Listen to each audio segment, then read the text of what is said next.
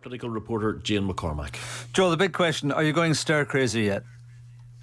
No, I'm not, but I'm filling my time moving around the house because a number of listeners yesterday were a bit irritated, I think, because a bit of an echo. So I'd set up in the kitchen yesterday. Yes. No soft furnishings you see in the kitchen. No. The acoustics weren't great. So I've now moved into the living room. So that helped put yesterday in, sort of moving all the gear around and shifting a bit of furniture.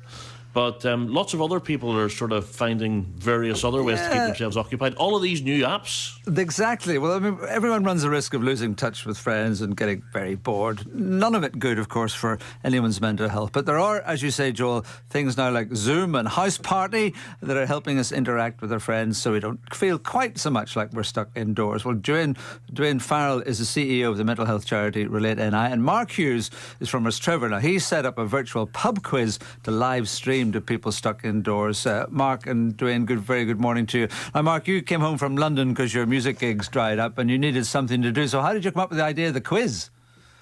Well, good morning. Tell you what, I'm just a bit of a quiz nerd myself. And I was coming up on the bus and I thought, I want to start this amongst my mates. And I thought I would set it up on YouTube and everyone takes part in it virtually via using a Google Doc, and they fill in the answers and then send it back to me. I thought, okay, this is the idea. This is how I'm going to run with this. The first night we got it, something like 800 people played it. And I was like, whoa, did not expect that. 800 close friends.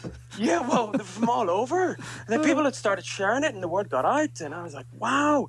So, it's really just spiraled. I'm doing it twice a week now. And 1,300 people at the most recent one, apparently. Yep, that was all over Dubai, America, Paris, all but over. Here, the thing is, Mark, it's dead easy to cheat.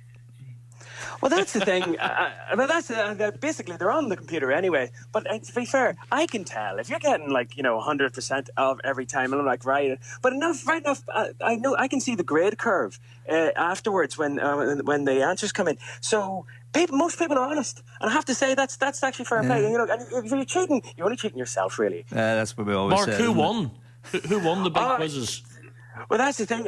Various people have won it, and most people get roughly, the ones who win, it's probably just about, it's 48 questions, so they're up there by 45, 46, thereabouts. I try to make it as hard as I can because it's all multiple choice. Yeah. So. Dwayne, I mean, things like this are bringing people together. There's 1,300 people playing a quiz. I mean, that's a real sense of community, and all of this helps everyone get through this.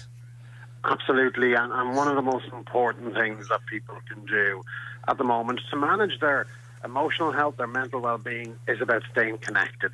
Where we are at the moment, people self-isolating, people perhaps needing to stay indoors, those relationships that we have developed are an asset to us, which can help us really manage the situation that we are in now.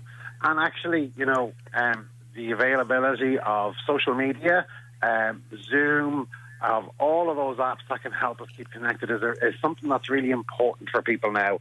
We know that relationships are a really important foundation for people's mental health and well-being, but our concern is that people can perhaps not focus on their relationships and staying connected at the moment. So, absolutely. If it's a table quiz, if it's just a glass of wine on a Friday night with Zoom with your friends or with your colleagues, it's important that one of the things that people do to manage their well-being is about staying connected. Mark, it strikes me that compiling quizzes a couple of times a week is pretty hard work. Well, that's the thing. A Big Nerd Pub Quiz for me has become a full-time job. And it's actually keeping my mind off things. I came home without any work, and I was back up here in my family home in Trevor. And this is actually keeping me occupied.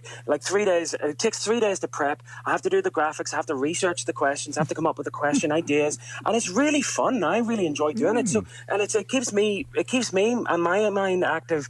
And I keep on asking my friends and family for ideas. And I've actually found it's the best thing. I've never been busier. How do people get onto you? I mean, I know there's lots of them, but I mean, how in particular would they get into your quiz and join those 1,300 others around the world? But basically, all you have to do is look up Big Nerd Pub Quiz. We're on Facebook, YouTube, we're on Instagram, Twitter. But you go on YouTube on the night of the broadcast. We're on every Wednesday and Saturday at 8 o'clock. And there's a link in the description of the live broadcast. You click that, and all the answers come up. And it's all multiple choice. And I read out the questions, you see, and then everyone answers. And if people complain to me it's too hard or it's too easy, But I trying to strike the balance. Suck it up. Suck it up. Dwayne, are you a quiz man? Are you a quiz man? Well, ironically, I have agreed to try and do a quiz for my family this weekend, so I may be borrowing Mark's quiz format down the line. But there is a serious point, and Mark's just made it for me, actually. The ability of setting your mind and achieving something on a regular basis. Mark's just talked about the sense of, it's busy, I've got to identify questions, I've got to identify graphics, but that achieving that and keeping that going is something that supports his well-being. So there's another useful tip in there as well, whatever that is. Okay, Dwayne and Mark, thank you. And let us know what skills you're maybe trying to master at home in the coronavirus. I've taken up a piano again after a gap of several years. I'm still completely useless at it, but it fills an hour. 81771 will get us a text charge at your usual rate or at BBC GMU. Mark has you sorted now for a Wednesday and a Saturday night, Noel. Definitely. He's saying, winning scores 46-47. That's a high standard out of 50. I'm telling you, boy. We'll have a quick look, will we, at the front pages?